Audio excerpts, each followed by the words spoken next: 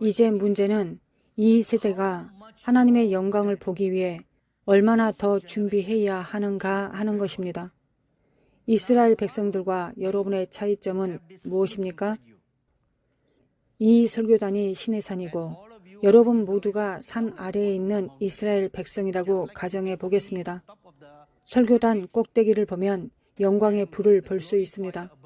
그것을 상상해 보십시오. 모든 이스라엘 백성이 거기에 있었고 그들은 멀리서 영광을 보았습니다.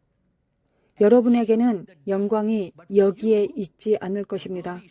여러분 안에 들어올 것입니다. 할렐루야! 그 산을 침범하는 누구나 그 영광으로 말미암아 죽을 것입니다. 하물며 그 놀라운 불같은 영광이 당신 안에 들어오려면 얼마나 더 성결한 삶을 살아야 하겠습니까? 거룩해지지 않으면 당신을 죽일 것입니다. 준비하지 않으면 영광은 당신에게 임하지 않고 당신을 지나갈 것입니다.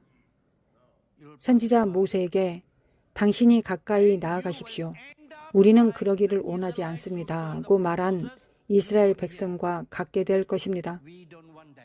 다른 그룹의 사람들을 보고 당신은 가십시오. 나는 자격이 없습니다. 라고 말할 것입니다. 왜 그렇게 끝나야 합니까? 그것이 하나님의 뜻입니까? 아닙니다. 하나님께서 선지자 모세에게만 말씀하시는 것이 그분의 뜻이 아니었습니다.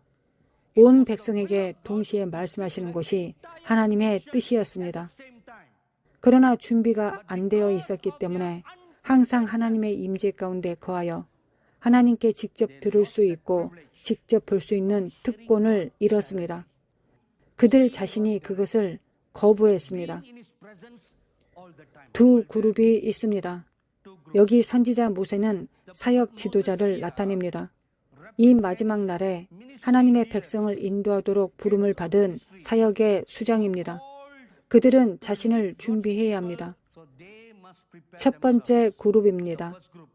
특별한 부르심이 있는 신실한 사역을 맡은 지도자들입니다.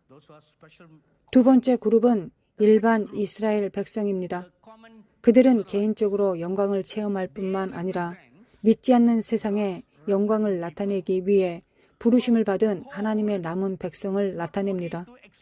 여러분은 하나님의 대사가 될 것입니다. 이것이 제가 지난 이틀 동안 강조해 왔던 것입니다. 여러분 모두입니다. 감히 이것을 말씀드리겠습니다. 여러분 각자는 작은 예수가 될 것입니다. 그것을 믿으십니까? 각자가 다가오는 시대에 놀라운 능력을 보여줄 작은 주 예수가 될 것입니다. 아멘!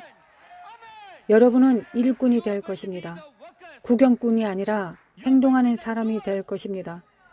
그러하니 더 이상 구경꾼이 되지 않겠다고 오늘 결심하십시오. 여러분이 결심해야 합니다. 여러분의 마음속으로 결정해야 합니다. 더 이상은 안 된다. 오늘 나는 변화할 것이다. 내 삶에서 이전과는 전혀 다른 방식으로 하나님을 구할 것이다. 내가 이루거나 죽거나 할 것이다. 내가 하나님의 음성을 듣거나 죽거나 할 것이다. 그것을 위해 나는 무엇이든지 기꺼이 할 것이다. 사도 바울이 말한 것처럼 그리스도를 얻기 위해 모든 것을 버려야 합니다. 참고로 사도 바울은 당시 고도로 교육받은 신학자였습니다. 오늘날의 기준으로 볼 때 그는 몇 개의 박사학위를 취득했을 수도 있습니다. 최고의 신학교에서 고등교육을 받은 신학자 중 한 사람이 될 자격이 있었을 것입니다. 그것은 그가 자연계에서 얼마나 뛰어난 사람이었는가를 말해줍니다. 그는 하나님을 아는 지식이 가장 고상하기 때문에 모든 것을 버렸다고 말했습니다. 에베소서를 읽어보면 그에게 얼마나 많은 신성한 비밀이 계시되었는지를 알 것입니다. 다른 어떤 책에도 에베소서와 같은 신성한 비밀의 많은 부분을 포함하고 있지 않습니다. 많은 비밀이 그에게 밝혀졌습니다. 심지어 사도 베드로도 우리 형제 바울이 주는 계시 중 어떤 것은 이해하기 너무 어렵다고 말했습니다. 그런 사람이 모든 것을 버렸다고 말합니다. 하나님을 아는 지식의 고상함으로 내 모든 지식을 제로로 간주한다고 말했습니다. 우리는 그곳으로 가야 합니다. 학위를 받는 것은 아무것도 아닙니다. 그것은 모두 종이 조각에 불과합니다. 3년 전에 인도의 한 신학대학원에서 저에게 명예 박사학위를 승인해 주려고 했습니다. 저는 과거에 보통 그런 학위를 모두 거부해 왔습니다. 대감독이 소중한 친구가 되었는데 저를 압박했습니다. 행한 모든 일에 대해 우리가 당신을 기리고 싶었기 때문이라고 말해 주었습니다. 그래서 저는 기도 제목으로 삼아 주님께 제가 가서 이것을 받아도 되는지 여쭈어 보았습니다. 주님께서는 저를 바라보시며 그것으로 무엇을 할지 물으셨습니다. 저는 곰곰이 생각해 보았습니다. 그 정도 학위로 제가 다른 어떤 교회에서 일자리를 구할 수 없을 것이고 성경대학이나 신학교에서도 일자리를 얻을 수 없을 거라 생각해서 주님, 그냥 액자에 넣어 벽에 걸어놓겠습니다 라고 말했습니다. 주님께서 저를 바라보시더니 벽에 종이 한 장 붙여 놓으라고 하셨습니다. 학위를 따기 위해 끝까지 가겠습니까? 주님께서 그것을 종이 조각이라고 하셨습니다. 그냥 종이입니다. 어떤 컴퓨터에서든 그것을 인쇄할 수 있습니다. 진짜는 당신 안에 있습니다.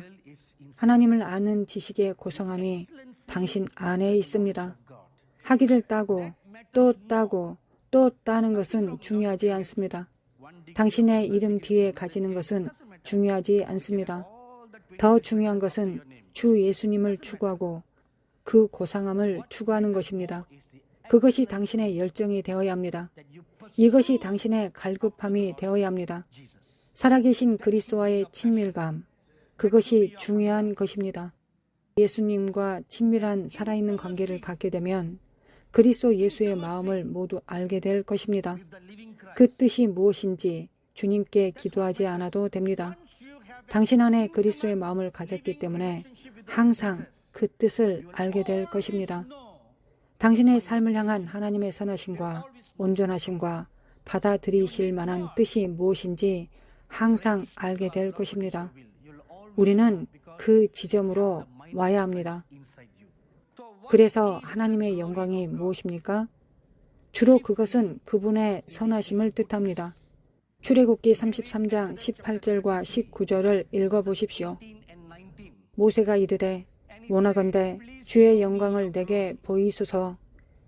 여호와께서 이르시되 내가 내 모든 선한 것을 내 앞으로 지나가게 하고 여호와의 이름을 내 앞에 선포하리라. 나는 은혜 베풀 자에게 은혜를 베풀고 긍휼히 여길 자에게 긍휼을 베푸느니라.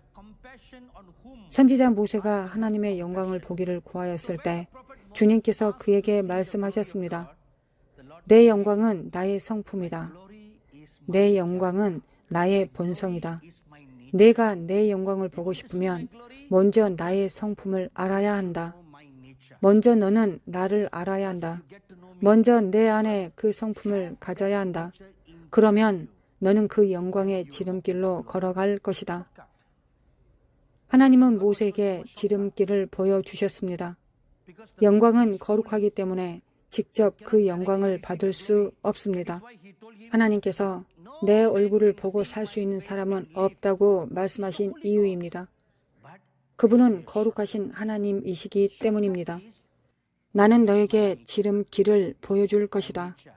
지름길은 나의 성품을 가지는 것이다. 나는 자비와 긍휼로 가득 찬 선한 하나님이다. 내 안에 이것을 발전시켜야 한다. 그러면 너는 내 영광 가운데 걸을 것이다. 여러분께서 하이디 베카 자매의 간증에 대해 들었을 것이라고 봅니다. 그녀는 하나님과 만남을 가졌고 주님은 그녀를 사랑으로 채워주셨습니다. 그녀는 일부 치유 전도자들처럼 강력하고 용감하지 않습니다. 그녀는 그냥 사람들을 껴안습니다.